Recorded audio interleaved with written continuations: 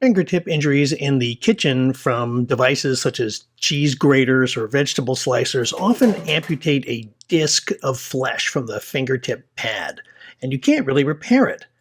There's not much to do other than put on a dressing. The problem is that fingers have such a great blood supply and we use them so much that the patient will often start re-bleeding on their way to the discharge office, and they do not like this.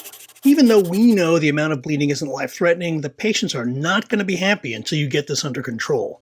So to make a blood-proof dressing, apply whatever type of tourniquet you like to the finger. I like to use plain old rubber bands most of the time.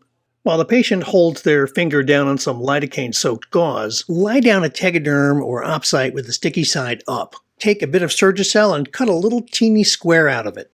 Put a dollop of bacitracin ointment right on top of the tegaderm, and then put the little square of Surgicel on top of the bacitracin. Now have the patient put their finger down directly on top of the Surgicel.